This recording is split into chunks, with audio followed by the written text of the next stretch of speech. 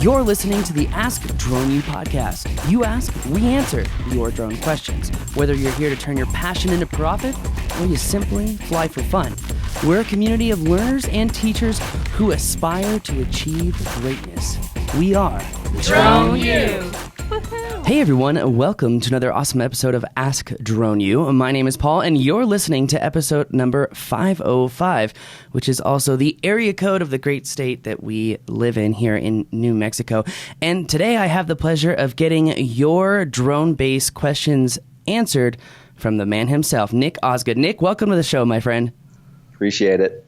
Thank you for your time, man. I really do appreciate your time in getting these questions answered. There's been a lot of, comment. There's been a lot of speculation. There's been a lot of questions, not only from the community of Drone U, but also from the listeners of Ask Drone U. So let's get right into this, Nick. DroneBase, we talked to Dan a little while ago, and, one thing I would love to see is just quick, here's the answer, no BS, just give it to us raw. So, one of the things that people who don't know what DroneBase is essentially a startup site that offers jobs all over the world to drone pilots, right? Yeah, that's correct. Yep. Definitely. And the Pano missions are something that's kind of a big deal. A lot of new drone users do these Pano missions. Can you explain to us what these Pano missions are, how they work on the back end, how it works with the pilot? Yeah, so let me kind of take you back about 6 months ago. So our founding principle is to try to get jobs and keep pilots kind of flying and keep them active, right? We have a sales force, we have marketing that reaches out for what we call client missions, right? Those are guaranteed payouts where we have client permission and they need some sort of asset or property, work site, maybe some sort of event that needs to be filmed. But through 2014 and 2015, all the way through midway to 2016, we kind of realized that, hey, we have this large network of 333 pilots and then Part 107 pilots, and then also international pilots, believe it or not, that are signed up but are never getting any freaking work, right? There's just not enough jobs out there, right? So we had this kind of idea like, hey, we have this huge list of potential leads. We've talked to so many different types of real estate agents, brokers, construction sites, data services companies. And I always mention data services as kind of especially in my email responses. You have to remember that the real estate market is made up of multiple parties, right? It's not just the agent broker. There's the buyer, the demand side. There's mortgage companies. There's listing sites such as Zillow, Redfin. There's actually probably over 100 different types of listing sites, right? So we know a property, those images, those listings can be seen in multiple ways. So about 6 months ago, we did a beta test through Southern California where we just sent pilots out to properties that were publicly listed, and we just said, hey, here's X amount of bucks. I think we did a test of 20 to 50 bucks. Would you go film this property? Do a pano, take some what we call beauty shots of the front of the property. You're not going to have any permission. Don't go on the site. Don't fly over the actual site, right? And let's see if we can sell them, right? So we did it for about 2 months. We tested properties. We also tested cell towers just because it's another asset, it's another property. And we got some pretty crazy volume in the beta. I'm sure you might have had some members in the Drone U that remember this kind of like crappy little landing page we set up. We made them upload to their own Dropbox, share it with us. We would download the assets, try to actually process more on our end, and then we were actually selling these things. So that's why it was a beta. We figured, hey, this is something. There's something here. So we actually kind of spun up our own internal resources from an engineering standpoint. We hired some resources internally, and this is kind of how what we call 2.0 of DroneBase, the Pano missions, where we don't necessarily have explicit permission, and we're trying to be as public about it, right? Saying, if you fly this and you do it right based on our FAQ and our instructions, we're going to try to sell these for you, right? So we are scorching the earth, basically, with these panos. We're cold calling people. We're sending it to data services companies. We've been bulking missions up in like packages of 30, right? So these companies, these mortgage companies, these data services companies are buying these. I don't necessarily know exactly what they're doing with them, but I think we launched publicly out of the beta in like mid-November, and we're averaging over 2,000 to 3,000 a month right now. Let me interrupt you really quick, and I do that a lot on these podcasts. But one thing I wanted to ask you is like, how much do you educate when the marketing team goes out and they reach out to these the Keller Williams agents, the brokers, whatever side it's on, demand side or selling side? How much education do you guys kind of give the agents that, hey, so essentially the way this works is we're going to have a drone pilot go out there, he's going to take a pano really quick, and we're going to get it back. So we're really interested to hear what is. Yeah. So for agents, for listings that we've never reached out to a broker about previously, when we blast them or we call them, we talk about how we have existing images or a 360 panorama of their property or listing or worksite or cell tower, right? Whatever it is.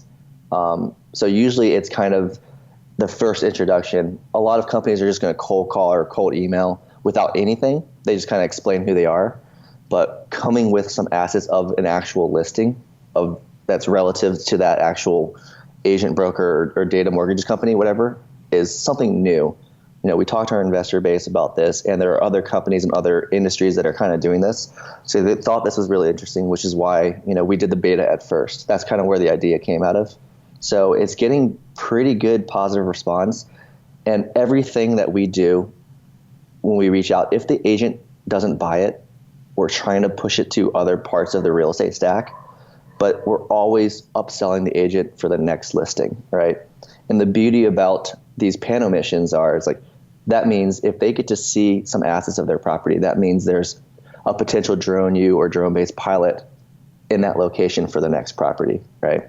Definitely. So we track any type of conversion from a pano to an actual client mission or potential client mission in our metrics, right? And we're going to reassign those pilots that did that job to the next listing, right?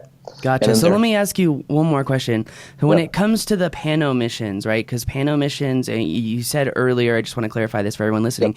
You said pano missions are one of those things that's not a guaranteed pay, whereas the client missions are guaranteed pay. So one of the questions that a lot of people are asking is, what are the qualifiers? What are the specific variables to get these pano missions paid out? Because a lot of people are like, I've done 20, 15 got passed, and then I did the same next 20 and 2 got passed, Yeah, so we're having some seasonality right now, which I think anyone in the drone business is encountering. You're just not flying because it's raining or it's snowing.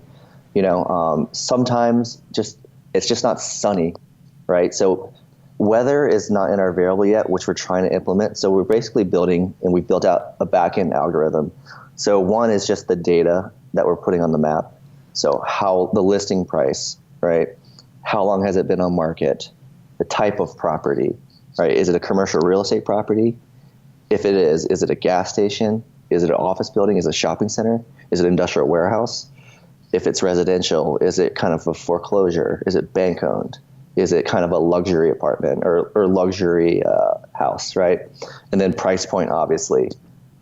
It's really hard to standardize it nationwide, but one thing that we found is that the price points, and like I've said, we're seeing agents buy it between like $50 to $100 when you cold email them.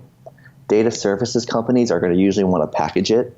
So then you have to give them some sort of volume discount, right? I'm not going to give 30 properties from around the US at full price to data service companies because they're just not going to buy it, right? So one thing we're trying to do, we're always trying to sell at full price. We're testing pricing out. We're cold calling constantly every day. So an agent in, let's say, Omaha, $100 is different than an agent in Beverly Hills. Oh, totally. Right? Oh, that's market. Market dynamics are huge. Average GDP, average house price. A lot of that goes into that. But I guess what the question is weather is a big deal, and that totally makes sense. If it's not sunny and bright outside, no one's going to want to buy the property. And, that's human psychology.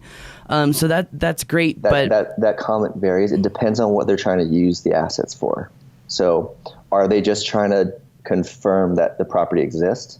Are they trying to confirm that what they're seeing on Google Street View is the same as what they see currently? Or is the agent who's one part of the real estate stack trying to use it to market and sell the property? For real estate agents and brokers, absolutely, right? If it's cloudy, it's crappy, they're probably not going to buy it. But if they just want a verification that this exists, or an out-of-town potential buyer wants to verify that it's the lot that they're looking at, it's not as necessary, right? So I'm trying to explain in my email responses that we're pushing a lot of this up and down the real estate stack. And we have some big things I hope that will close within the next 3 to 6 months, where some of these panels that people have flown, even in November, they're still going to be sold. And I've actually seen some panel missions have been sold a couple times, and people have been paid multiple times on these. On the same mission. Yeah, it's pretty cool. That's very cool. Yeah. So is it possible, if we were to hyper focus here on, let's say, residential real estate, with the algorithm that does, the paid out panos, it seems like it's more than just an algorithm, that there's also a human element to it. So there's like the pass-fail algorithm, and then type of client, and if client says yes or no. So at the end of the day, it's not really an algorithm. There's a behavioral economic side to this. There's both. There's a qualitative and a quantitative side to it. So there are a lot of listings that we won't even put on the map, just because based on previous historic numbers, and then also just dealing with clients, that they're not going to want to pay for aerial images because they don't believe that the price point warrants it, right? If it's like a $50,000 home, they're probably not going to buy aerial images or a panorama. So one, it would never probably make it onto a map, or it would reduce the likelihood of payout, right? So you have to get enough historic data for the algorithm to continually to get better, and that's something we're continually working on.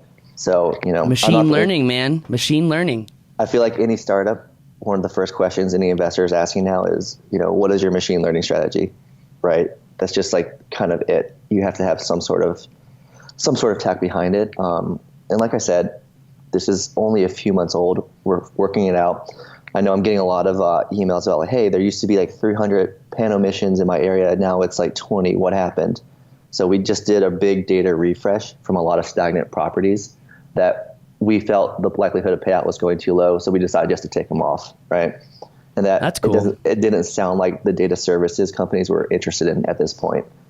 But there's so much inventory, if you think about it, that we're not showing, right? And I know a lot of pilots are like, hey, there's this house down the street that's on the market. Can I fly it and give you the address? It's like, sure, we have a submission form now that I don't show publicly, but if someone reaches out, we'll give them a link and they can submit it. And then we can try to sell it for you, or try to sell it to a data services company. It's hard for the local guy to get access to what we're doing. A lot of local guys, which I love, right?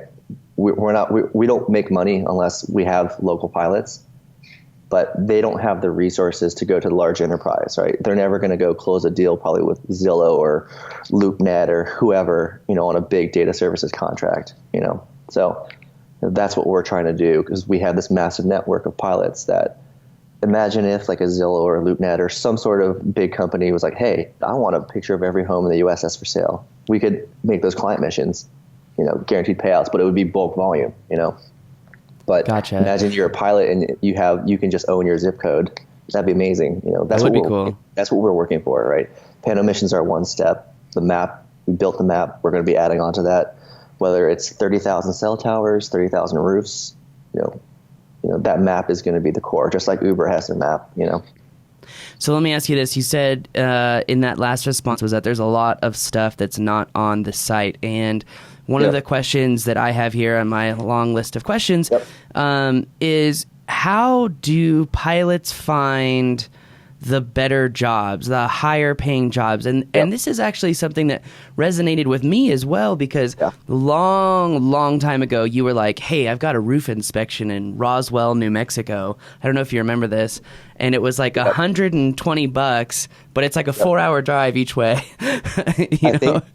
I think that was like mid 2016 or something like that. I think it was 2015. Yeah. So sometimes this is why having a huge network can help.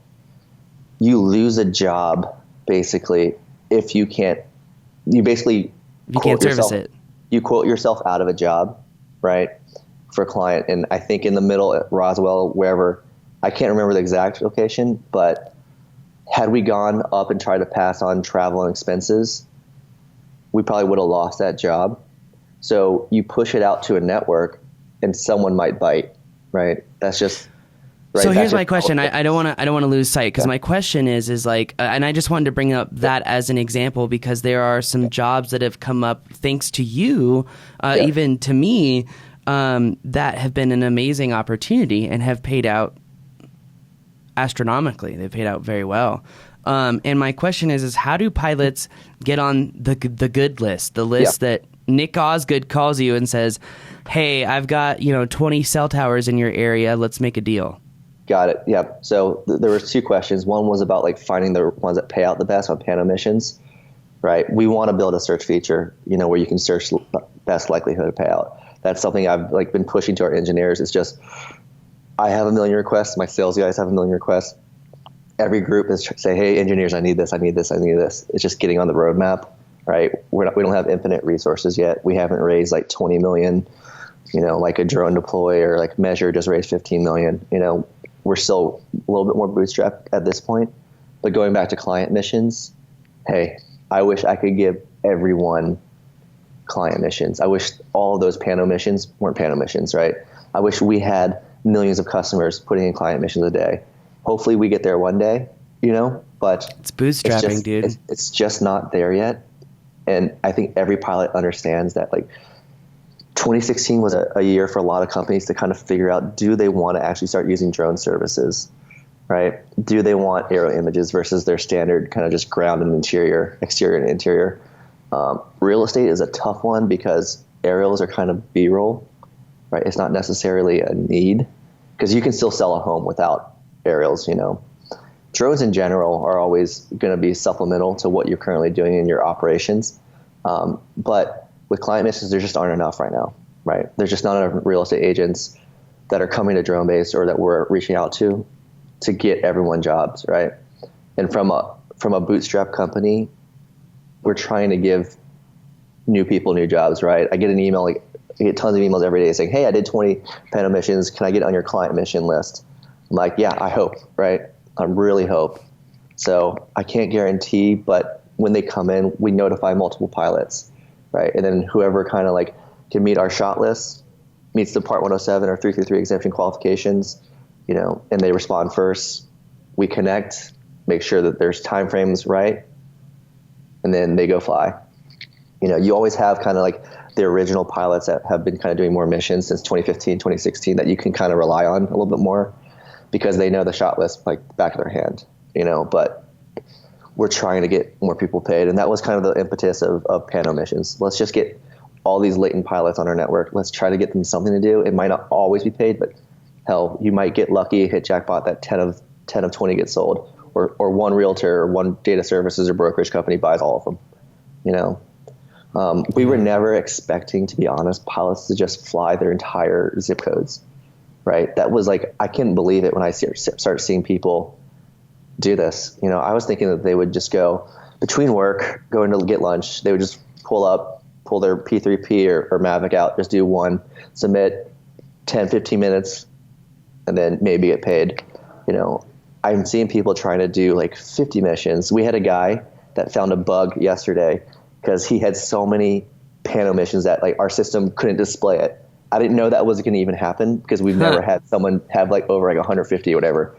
So I'm banging on our bugs channel on Slack to engineering, like, hey, this guy is getting like errors. He can't even open his dashboard. And we're like, holy, he's done too many, now we have to build for that. So it's been a pleasant surprise. I wish I could get everyone paid. It's just the reality of it right now until we get large enterprise contracts, Gotcha. You talked about the fact that a pilot has to be 107 or 333 certified. Yeah. And one of the questions that we got, and excuse me, I didn't write this question, so excuse the language. Okay. So this question comes from David. How do they verify that there is in fact a COA or COW in place when pilots fly in Class Delta airspace?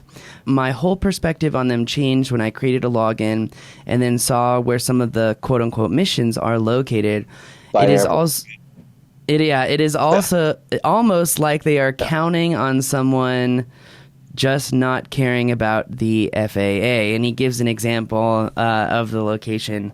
But I think it's a good question is, how do you guys vet pilots out? How do you guys, make sure? And I think that one of your previous statements kind of answers this question. So I want to give you that help up here when you said that you deleted a bunch of the missions that you didn't think would pay out. And I'm sure a lot of those were in those areas. So we're trying to, if pilots see stuff that's like right at the end of a runway or right next, we had a small airport that was actually for sale that ended up on our map. And one guy was like, hey, so if there's bad data, right, let us know because we're using a bunch of different sources. So sometimes the address codes, just come out like crap, so there's no digit, or it's just the pin drops on a street and not a property. That's a data quality issue. I can be public about this. We use the Google Maps API. So Google's not 100% either. There's like 3 or 4 major maps companies, like Apple Maps, Google, Uber bought a maps company. No one's perfect. Yeah. And our data is not going to always be perfect when we pull it down. So let me know. We'll remove the pin. I try to get it right. We also have a big list of airports in our database where we try to have a circumference around where pins don't drop. So if you see stuff that's like right next to an airport, please let me know so I can get that airport, put it in our system, and then try to have a radius around it where pins aren't going to drop. I've had stuff, we're in Los Angeles, pop up right next to LAX. I'm like, come on guys, like data company, like data team, let's move those. We're not ever going to get kind of a waiver or COA to fly next to LAX. It's just not going to happen. Let me ask you this. Do you think it would be intelligent for pilots to go out and get a bunch of COAs and then file them with you so you had a list of like pilots who had COAs? So here's what we're hearing, especially with the FAA.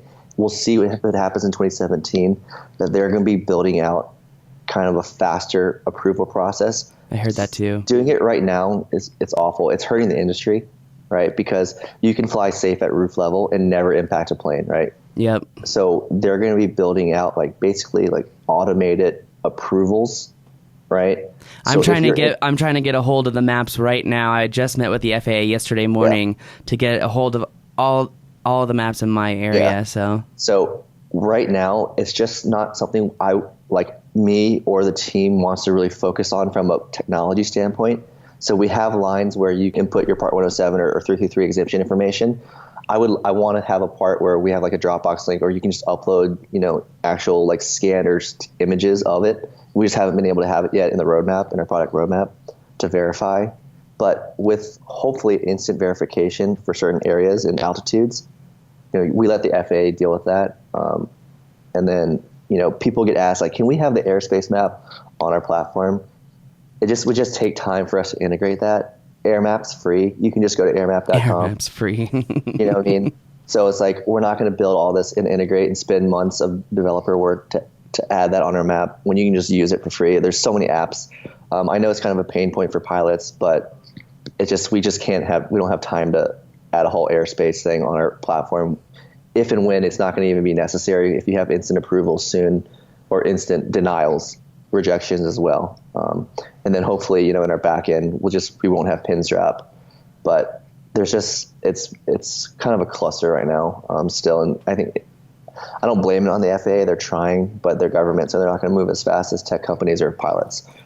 Yeah, but the sad thing is that it's becoming a fine line between a violation of the Sherman Act and not, because they are inhibiting economic development. So it's actually, I'm hoping to see a federal lawsuit on it, if you want to know the truth, but I don't think anything will happen.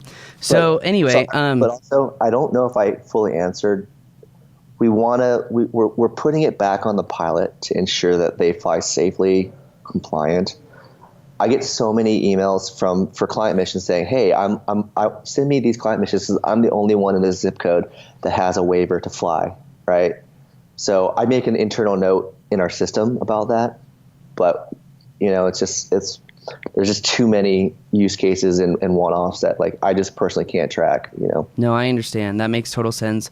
Another question is, will there ever be a way for pilots to access just client missions, meaning be able to turn on different layers of the map, like if you wanted to do panos or just the higher paying missions? So in the top left of the map, there's a filter, right? So you can turn it off. Right now, we don't publicly put on client missions, right? So you'll only see a client mission or a client pin show up if we notify you. Then it becomes visible, and then you can review details, accept or reject. Because right now, for a client mission, there's a little bit more hand-holding because the shot lists are more custom. They're not really on spec like a Pano mission. A Pano mission, the shot list is the same for any Pano mission. So you can just filter those out. But if you filter them out, you're not going to have anything on the map, right? That was our problem originally. Pilots would log in, but there'd be absolutely nothing to do, right? So that's why we built Pano missions as something new, and then would also help us increase potentially client missions and get people paid. Gotcha. So that's how we kind of look at it. Okay. No, I think that's very cool. All right. Let's do this last question here, because you've been very helpful, Nick, and thank you very much for your time. I do appreciate it. So, last question here, because there are multiple pages of this, so I'm trying to make it easy on you. Discuss the theory and requirements regarding whether pilots can keep and use the footage they submit for their own purposes. And another question, they said they noticed a section on the FAQs, but would like to know as much as you can share to the reasons behind DB's related policies. Another person said, well, can we just get the footage that we need for DroneBase and collect extra footage that's not submitted to DroneBase and just use it for a demo? So I know for client missions, it's like a work for hire based contract. So the main reason, I know, especially in photography, if you're Sports Illustrated, you can't have pilots that own images of cell towers and highly sensitive assets like pipelines, start having that and licensing it to Exxon or someone. That's just not going to work, right? That type of contract never exists, right? It's highly sensitive. Exxon's never going to want their images by pilot marketing that. For Pano missions, I don't really have an issue with them using them, because if they don't sell, right? I got to look back at our terms. That's actually a good question. So don't hold me to it, but I think you can still use them for anything you want, right? Unless it's purchased and we pay you, then the rights transfer. But let me confirm. I need to actually look at our T's and C's a little bit more, especially the pilot terms and conditions for Pano missions. But pilots, at the end of the day, no one's being forced to be on the platform. You can sign up. If you don't want to do it, you don't ever have to sign back in. You can email me, pilots@dronebase.com, and I can terminate your account, right? That's the beauty of a platform, right? There's no cost. We're not trying to charge you a listing fee, and we're not a listing market like a Craigslist or a Thumbtack, No, definitely. That totally makes sense. One question that we have is, one member said, I noticed most of the missions in my area are directly related to real estate. I think you've kind of already answered this. I'm interested in hearing about how DroneBase has determined their strategy for price structuring in order to compete with individual markets. Yep. So So for Pano missions, the first two asset classes are residential real estate and commercial real estate, right? We could have a map full of different types of asset classes, properties, construction sites, whatnot, right? This is just the first, right, that are non-guaranteed payouts. Ideally, like I said, everything's guaranteed, right? So that's kind of how we look at it. Pricing-wise, with the thousands and thousands of calls we've done and emails, we're finding that price point between $50 to $100, but it also goes lower if it's bought in volume, right? So you have to think from a data services company. They're not going to pay full price for each single one. They're going to package it That's just how sales works. And then also when we call a real estate agent and they're like, oh, this is great, I really want to buy it, but $99 is too much, you're going to go into a quick negotiation to try to sell it. So I don't want to leave a panel mission to where there's no money at all if someone's interested. I would rather have an agent just buy it for X so we can give the pilot some sort of money, right? That's kind of our ethos internally, like just close it, right? And then get them on the next mission, right? And get that pilot back out on that for that customer. I think that's a really good answer, and thank you again. Another question that was a segue from this original question is, do you feel that DroneBase's pricing structure of $50 to $100 might devalue the perceived skill within that market? For example, a realtor pays $50 for a few exteriors, and a month later they get quoted $850 for a 1-minute video and some stills. They go into shock. So I think a better question for you, Nick, is, do you think that DroneBase is devaluing the real estate market before it gets a chance to take off? Or do you think that a lot of pilots have already been in the real estate market and what your service is kind of a different level of expectation, thus a different price point? That's a good question. So panel missions are definitely priced to be way cheaper. The pilot's time on site without them doing any editing is on average, from what we've done in the beta to what we're hearing, 10 to 15 minutes. Yeah, it's right? nothing. For an actual client mission, the price points are way higher, right? We're paying pilots out $250 to $300 or so, right? We're still doing the editing in-house. So we charge real estate agents, I think it's publicly listed on our site, between like $400 to $500 for like a standard kind of 60-second produced video, no heavy graphics, right? We're not doing After Effects or whatnot. So that price point's still there, but this is just another option. If a realtor especially doesn't have the budget for a higher end video or doesn't need it, just to get a few aerials. And to be honest, don't be honest with me. No, I'm kidding. Real estate photography in general has moved really fast to lower price points. We compete against a local weekend warrior that's doing a fully produced video for $99. Yeah. Interiors, exteriors, aerials, video, walking tour for $99. That's not just us. That's us competing against the thumbtack pilot. Whether he or her is part 107 or 333 or not. I don't know, but that's just the real estate business is definitely a very saturated one. I agree. I do believe that the local guy that has the highest quality can still win out, but pricing is just, it's tough, right? There's a lot. No, totally. And like you said earlier, it's kind of market dynamics. If someone says you guys go to a realtor and you say $100 and they say, I don't know. Your goal is to still get the job to pay the pilot because you care more about the pilot. And I think that says a lot about you guys. So it's just tough, right? Like we know there's a lot of volume, right? Real estate's always going to be there. There's going to be some seasonality. There's going to be some macro kind of trends, whether there's like an economic kind of slowdown where properties aren't sold as much. But yeah, it's like, that's just the reality. We come against it all the time. And I'm sure every single person in the Drone U community, like they fight against, the kid, the realtor just needs to get it sold, right? I don't know. No, and the realtors don't really care who does it either. That's something that we've noticed. So it's not on the realtor right now. It's on the pilot, right? The enforcement is on the pilot in command. It's not on the customer, right? Yep. An agent just needs to get it done because they need to sell the property for their client, right? That's their livelihood, is commission to sell a home or a commercial real estate property, right? A commercial realtor that's based in Chicago that has a portfolio of Walgreens across the United States loves us because we have a distributed network, right? They don't want to negotiate with every single pilot, that's going to charge them for travel, it's going to charge them for time. We have flat rate structure. We can maintain the quality because we do a lot of the data analysis and production in-house. So we're kind of a one-stop shop, and pilots don't have to spend as much time, flying, getting home, doing all the edits, so I do believe, though, there is a place for the very heavy custom jobs, which we stay out of. We don't do really event-based. We really focus on an asset, a property, a structure.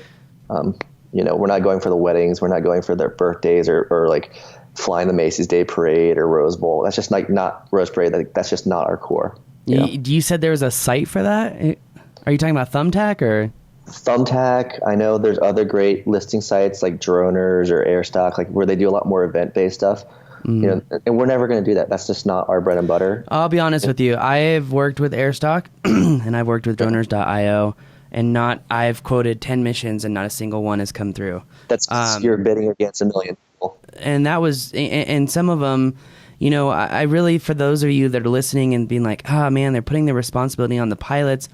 The thing that I think you guys should get out of this is that they care about you. They're caring enough to try to get you guys paid. They're caring to make sure they're getting lots of volume of jobs to help you guys out and kind of build that network, which, I totally get where you guys are coming from as a startup, because DroneU is a startup as well. In fact, it still is in many ways.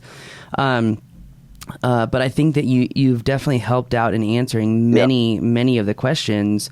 And if people want the bigger jobs, building that relationship with you is definitely helpful, because, thanks to, some DroneU guys that have done missions, I got to reach out to you and say, hey, you guys are working on a big DJI commercial. Let's do work, In summary, we hear you. We're trying. We're not a huge company, and we can't respond to every single email about why does my Pano mission look bad. I get so many of those a day. I'm the only one responding to these basically at this point. But when I look at why they're bad, they're literally like 6 images. We can't stitch 6 images into a full 360, or they're completely overexposed, or you're missing an image. Like that stuff we need to put back on the pilot to know that, so they know what they're doing wrong. I try to be helpful as much as possible. I just can't respond to every single, why didn't I get paid on these? It's like, we're trying, So like I said, be patient. We're trying. We want to make all those Pano missions, client missions. Trust me, we're working on large negotiations. 2017, I hope, is the year of the enterprise where they finally decide to, let's not send someone up in a bucket truck or climb up a tower. Let's put a drone up there, right? It might not be a deep inspection, but it might be something where it saves a company operations maintenance costs, but it has to be better than what they're currently doing, right? I think that is definitely the time. I've been doing construction presentations for a few years now. Just did one yesterday. The amount of people tripled that was in attendance. So I think that is definitely the enterprise year. The amount of people that have come to DroneU asking for us to consult to them and create drone teams has gone up significantly. In fact, we were asked by the Air Force last week to come up with their initial qualification training for anyone to fly drones on base. So I think we're definitely seeing that. And here at DroneU, we are very grateful and blessed to be asked to do those things. And we would even love to see more relationship with you guys. We would love to see some sort of, if you guys want to do the advanced missions, like get trained by DroneU, whatever. I know that's outside of your scope. I'm just throwing it out there. I'm just planting the seed here, Nick. Okay. there's a lot of things I know we've had some side discussions on that I hope we can make more public soon. Especially like I know like we're in a very fortunate place to have DJI invest in us twice. I remember when they approached us early 2015, 2016, and we're like, do we want to take investment from like a drone company? Like they had just maybe released their Phantom 3 Professional at the time, right? But no one really knew who was going to win out, right, on the consumer drone space, right? At that time, we're like, do we want to get locked in? What happens if DJI has issues? Then we're kind of stuck with them. But, we kind of realized like, hey, if we were a fitness app and Nike wanted to invest in you, you would take the money. You would take it as a strategic partnership. So there's a lot of things that like we're trying to do to develop the relationship with them, whether it's exclusive discounts.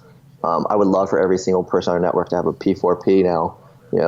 I think that's the drone killer for a lot of companies. With the 20 megapixels, it's going to get more kind of better in terms of stability. They're building out more software now. I think our whole industry, though, is still reliant on software that's not there yet. Like there's a lot of software out there like Drone Deploy, Maps Made Easy, Propeller, Skycatch Commander that's getting there. It's at a price point that I think is almost affordable, whether you're a pilot selling it to customers or a customer that's just going to do it in-house. I don't know if it's what I call and a couple other people call regulation regulatory grade data to where, like, if I use that software, could it pass a regulatory finding, right?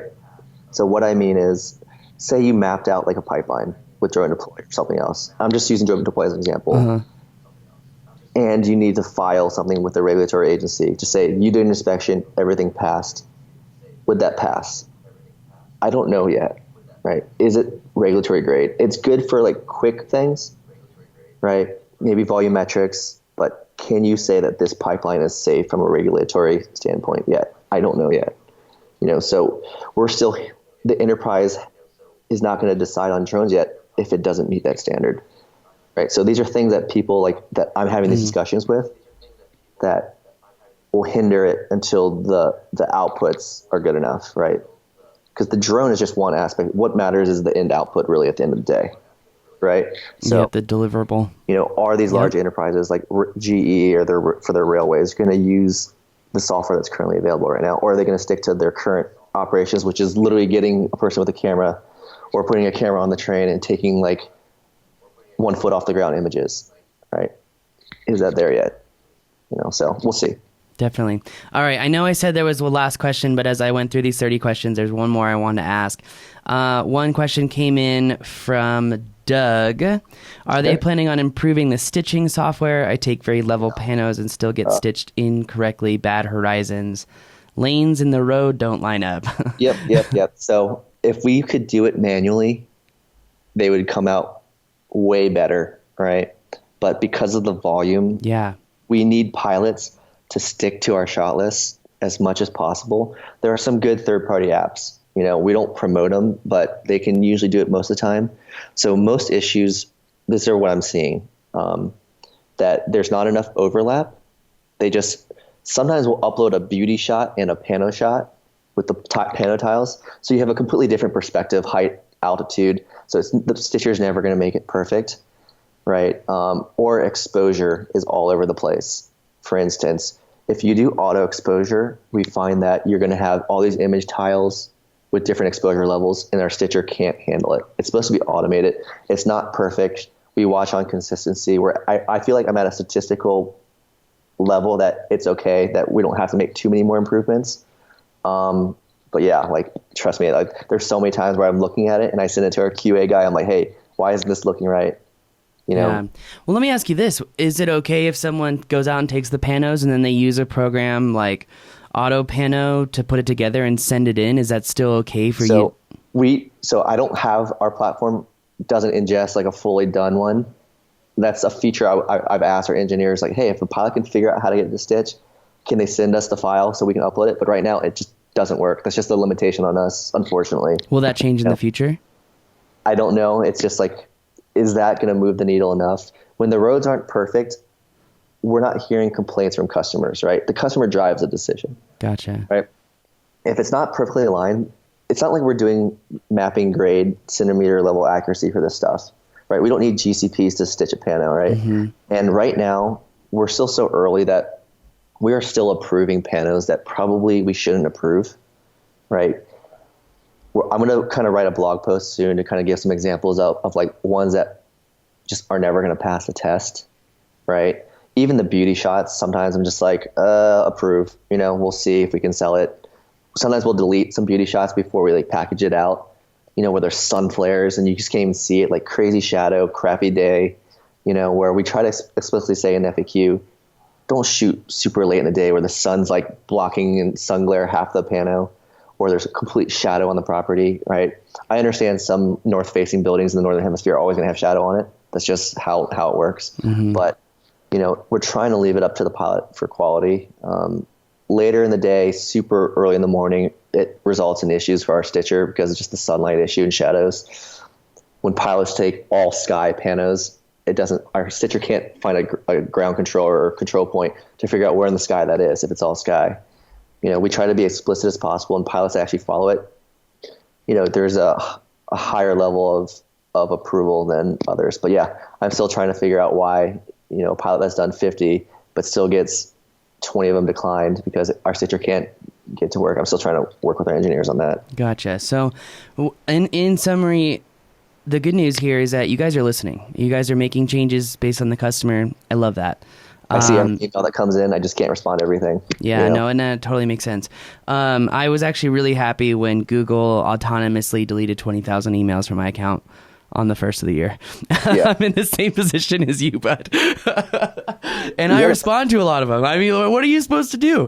So yeah, it's if I responded to email all day long, I wouldn't have a job. Like I would just be like, I wouldn't be able to make money. I don't know. But I feel your pain, Nick. And again, thank you so much for coming on the show. We really do appreciate it. I feel like you've done a really good job of answering these questions and provide some answers and some feedback for people to really understand and empathize where you guys are coming from. If after this and it goes live, if there's still some more comments or questions that you get from the community that I can kind of go a little deeper in, it's harder on a podcast, send me them and I'm going to try to respond to them, and then you can post them publicly in your forum. Awesome. Will do. No, I really appreciate that, Nick. Well, guys, that's going to do it for our episode today. Again, you heard from Nick yourself. If you have some questions, even after this interview, just go ahead and send them in. If you're watching on YouTube, just put them in the comments below. If you're listening via iTunes or Stitcher or Overcast, wherever you get your podcasts, just go to askdroneu.com and upload that question for us, and we'll get to it right away. Nick, thank you again for being on the show. Really appreciate it, man. I appreciate it. Everyone fly safe, and thank you. Sounds good. I hope to fly with you sometime, man. I'm sure it'll be a lot of fun. Anyway, guys, that's going to do it for us today. My name is Paul, and this is Ask Drone U.